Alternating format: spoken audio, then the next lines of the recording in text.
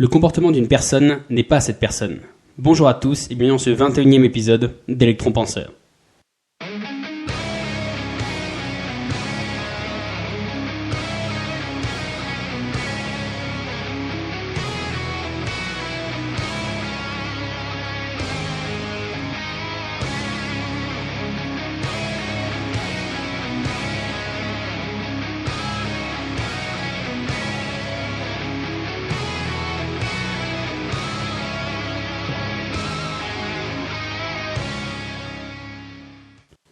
Donc bonjour à tous, donc si vous nous rejoignez, si votre premier épisode parmi nous, sachez qu'en fait l'épisode d'aujourd'hui il fait partie d'une mini-série où en fait on se penche sur l'analyse des différents principes en fait qui composent la PNL. Et donc du coup en fait chaque petit article on aborde en fait un concept différent qui la compose. Donc aujourd'hui en fait pour ce 7e petit concept, donc on va parler de comportement. Donc à savoir le sujet du jour c'est le comportement d'une personne n'est pas cette personne. En clair, on pourrait vraiment traduire ça par on n'évalue pas un moteur juste à sa carrosserie. Voilà, pour vous donner un peu une image. Donc ici, par contre, on est uniquement genre dans le jugement de valeur, juste sur l'apparence, juste sur l'image qu'on renvoie. Donc comme on l'a vu, genre avec le style vestimentaire et avec le langage, finalement notre comportement, c'est le seul moyen d'action sur l'environnement. C'est notre seule façon de faire passer nos idées ou notre personnalité, parce qu'on n'a pas d'autre moyen vraiment d'agir sur notre environnement. Donc finalement, c'est comme les autres en fait, c'est un élément sur lequel on peut mentir. Par exemple, on peut mentir oralement, on peut mentir par exemple en s'habillant bien alors que finalement c'est pas du tout notre style. Ou du coup voilà, là on peut mentir juste par son comportement en adoptant des comportements qu'on fait pas d'habitude, qui sont pas dans notre nature. Donc c'est comme sur les autres, on peut mentir dessus pour essayer de paraître mieux surtout. Mais en fait c'est surtout un élément sur lequel les autres ils fondent leur jugement. Du moins quand vous croisez quelqu'un. La personne, voilà, elle vous juge sur ce que vous dites, comment vous êtes habillé ou autre, et ce que vous faites. Voilà, c'est un peu les faits. Surtout les faits, on juge pas mal sur les faits. Or, en fait, comme on l'a dit, c'est uniquement un jugement de valeur. Finalement, on peut pas définir, genre, si une personne, elle est gentille ou elle est méchante, si elle est douce et attentionnée ou si elle est perfide et sournoise, juste à son style vestimentaire. On peut avoir une personne qui s'habille très mal et qui n'a pas forcément souvent un mauvais fond, et c'est même souvent le contraire. On connaît tous des gens qui sont adorables, mais qui n'ont aucun style vestimentaire. Et donc du coup, voilà, c'est pour vous dire que finalement, c'est pas le style vestimentaire, il n'est pas représentatif de la personnalité de la personne. Et voilà, c'est exactement la même chose. C'est qu'en fait, finalement, votre comportement, il n'est pas représentatif de la personne. C'est-à-dire qu'il faut savoir détacher la personne de ce que le comportement de cette personne renvoie.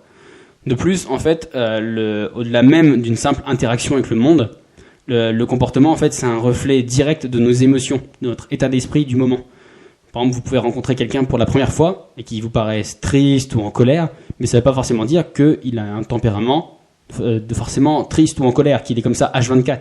Vous l'avez peut-être juste croisé au mauvais moment ou quand il est dans une passe difficile. Donc voilà, c'est peut-être juste qu'un état temporaire, mais ça faut souvent les états temporaires, on va dire que ça se retraduit un peu voilà, exactement sur les 3 types de communication.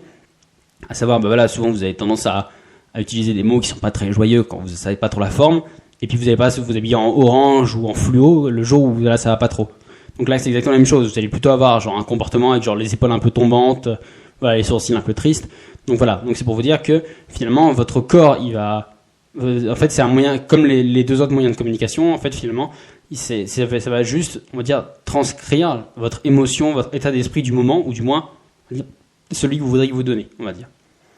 Donc finalement, si le comportement c'est un moyen de communication, et ben en fait, il doit être pris comme une démonstration du ressenti personnel de la personne à l'instant T, là maintenant tout de suite, et non pas dans ce que la personne elle est elle-même ou ce qu'elle ressent en général, quoi. Donc c'est pour reprendre exactement l'exemple, si votre personne elle est en colère, ça ne veut pas forcément dire que c'est quelqu'un qui est violent, qui est agressif, et ça ne peut non plus dire qu'il est tout le temps comme ça en colère.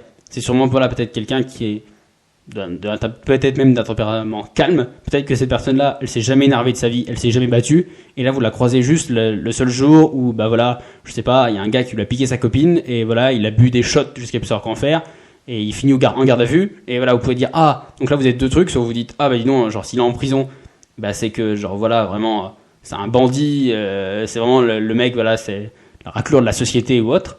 Mais en contrepartie, voilà, alors que finalement, fondamentalement, c'est un mec bien, et puis c'est juste, genre là, il a craqué parce que les situations ont fait que, ça peut-être arrivé qu'une fois, mais Mais sauf que si vous le jugez uniquement sur le comportement, bah, c'est exactement que le juger une personne uniquement pour le t-shirt qu'elle a mis une journée, quoi. C'est exactement la même chose.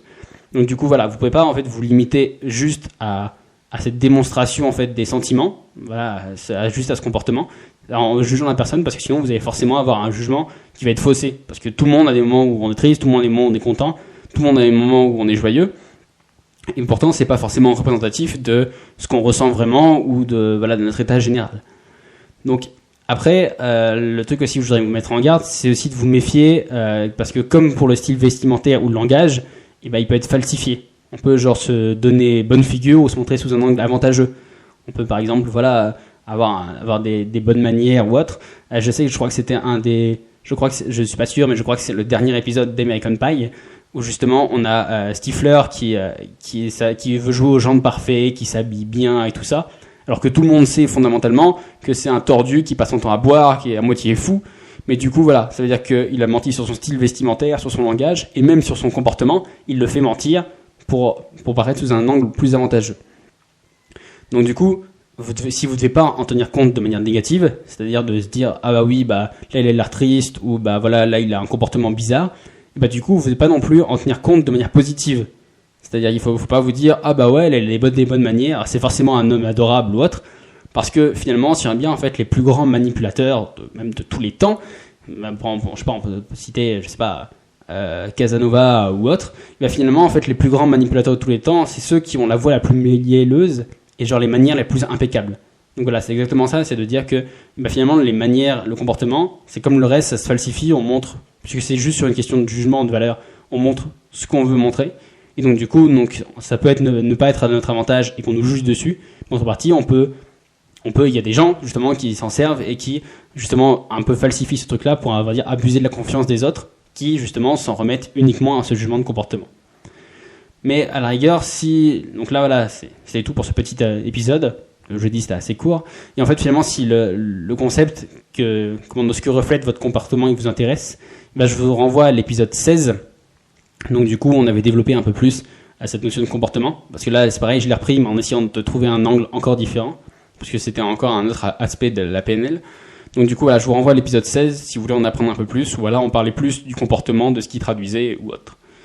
Voilà, donc le petit call to action, le petit passage à l'action du jour. Donc du coup, en fait, c'est d'essayer d'apprendre à voir un peu plus loin que les apparences, de pas s'arrêter juste à la vitrine de ce qu'une personne elle renvoie, et que juste de cette vitrine, vous puissiez émettre un jugement qui va en profondeur sur tout ce qu'elle ressent, tout ce qu'elle est ou autre. À la rigueur, en fait, le petit truc qu'il va falloir faire, en fait, c'est que la prochaine fois qu'une personne peut vous paraître avoir un comportement étrange ou autre, essayez de gratter un peu plus sous la surface. Essayez de discuter avec sa personne, essayez d'en savoir un peu plus. Donc voilà, pour apprendre vraiment à connaître les gens et pas juste les juger sur leur comportement. Pour vous illustrer ça, par exemple, moi j'ai une amie, lorsqu'elle est en boîte de nuit, en fait, elle danse mais d'une manière presque psychédélique. Les bras qui partent n'importe où, elle manque de s'écrouler, voilà. Donc, on pourrait se dire qu'elle passe son temps à consommer une quantité astronomique de drogue. Or, en fait, non, pas du tout. En fait, la seule chose, c'est qu'elle n'a pas non plus passé 6 ans dans un temple en Inde, avec des chakras ou autre. En fait, la seule chose, c'est que c'est juste une danseuse professionnelle de danse contemporaine. Et que là, ce que vous voyez, c'est juste sa manière de danser. Parce que depuis qu'elle est toute petite, et c'est sa manière de danser où elle se sent bien. Et donc, du coup, voilà. Or, ça, finalement, vous pouvez pas le savoir si vous la jugez juste sur le comportement qu'elle a, sans vraiment savoir à chercher qui est vraiment la personne. Si vous la jugez, je dis pas non plus il faut creuser en profondeur toutes les personnes, on est obligé d'émettre un jugement, mais ne vous arrêtez pas juste à un comportement, parce que finalement, des fois, votre comportement, on va dire, c'est une chance sur deux qui reflète vraiment la personnalité. Peut-être que on va dire, 50% des gens qui dansent à moitié n'importe comment dans les boîtes de nuit, c'est parce qu'ils sont ivres morts, alors que les autres 50%, c'est juste parce que ils sont bien et que c'est la manière de danser. Donc vous avez une chance sur deux, ce qui est, je sais pas si c'est bien ou si c'est pas bien, parce que ça fait quand même une sacrée marge d'erreur. Donc du coup, de vous tromper dans votre jugement et en vous basant juste sur le comportement, d'émettre un mauvais jugement sur ce qu'est la personne en profondeur. Parce qu'en fait, souvenez-vous que si vous confondez le comportement et la personne, vous risquez deux choses. Vous risquez soit de passer à côté de gens qui sont adorables, mais que vous avez croisés quand ils avaient des comportements bizarres, ou alors soit de vous jeter dans les bras d'un manipulateur, qui lui par contre arrivera magnifiquement à plier chacun de ses comportements à sa volonté pour justement renvoyer l'image précise qu'il veut, mais qui est pas du tout représentatif de ce qu'il est au fond de lui. Voilà. Avant qu'on se quitte, une dernière petite chose. Donc là, ça fait presque 2 semaines même que genre le plus grand événement, on va dire, pour la communauté geek, je pense pouvoir parler justement au nom de tous, est sorti. Donc c'est l'ultime saison de Game of Thrones.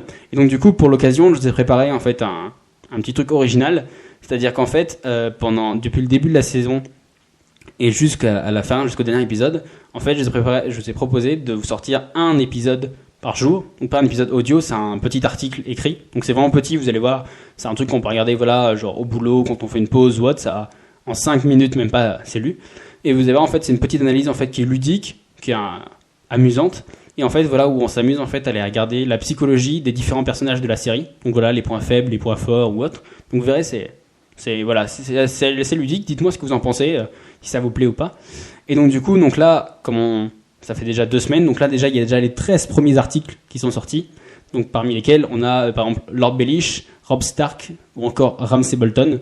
Et donc du coup qui sont déjà disponibles soit sur la page web ou soit l'endroit le plus simple pour vous trouver c'est sur la page Facebook. Donc vous tapez juste Electron Penseur sur Facebook et voilà le premier lien et vous verrez les articles qui défilent au fur et à mesure. Voilà. Voilà, moi je vous dis c'est tout pour moi et moi je vous dis du coup à mercredi pour un prochain épisode. Et puis voilà, bon week-end. Ciao.